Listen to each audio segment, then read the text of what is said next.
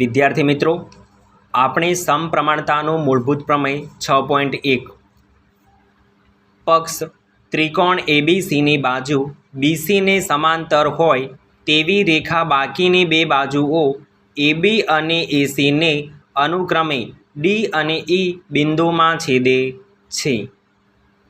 સાધ્ય એડી ભાગ્યા ડીબી બરાબર એઈ ભાગ્યા ઈસી.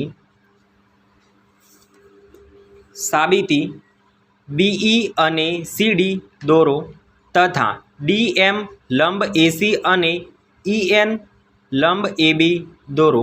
વિદ્યાર્થી મિત્રો, આકૃતિ દોર્યા પછી ત્રિકોણનું ક્ષેત્રફળ બરાબર 1/2 ગુણ્યા પાયો ગુણ્યા વેધ. એડીઈ બરાબર 1/2 ગુણ્યા એડી ગુણ્યા ઈએન. ત્રિકોણ બીડીઈ બરાબર 1/2 ગુણ્યા ડીબી ગુણ્યા ઈએન. તેથી એડી બરાબર 1/2 ગુણ્યા એડી ગુણ્યા ઈએન ભાગ્યા બીડીઈ બરાબર 1/2 ગુણ્યા ડીબી ગુણ્યા ઈએન.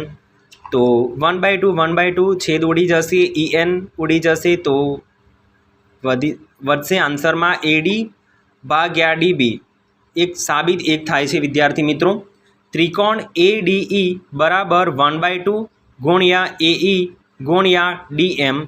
ત્રિકોણ ડીઈસી બરાબર 1/2 ગુણ્યા ઈસી ગુણ્યા ડીએમ. તો આપણે સાબિત કરીશું વિદ્યાર્થી મિત્રો. એડીઈ બરાબર 1/2 ગુણ્યા એઈ ગુણ્યા ડીએમ ભાગ્યા ડીઈસી બરાબર 1/2 ગુણ્યા ઈસી ગુણ્યા ડીએમ. તો 1/2 છેદમાં ઉડી જશે વિદ્યાર્થી મિત્રો, ડીએમ બી ઉડી જશે. તો આપણે વધશે એઈ ભાગ્યા ઈસી. વિધાન 2 સાબિત થયું વિદ્યાર્થી મિત્રો. ત્રિકોણ બીડીઈ અને ત્રિકોણ ડીઈસી એ એક જ પાયા ડીઈ અને બીસી લંબ ડીઈની વચ્ચે આવેલ છે. તેથી બીડીઈ બરાબર ડીઈસી. ત્રીજું વિધાન સાબિત કરીશું વિદ્યાર્થી મિત્રો. તો પરિણામ 1, 2 અને 3 પરથી સાબિત થાય છે કે એડી ભાગ્યા ડીબી બરાબર એઈ ભાગ્યા ઈસી.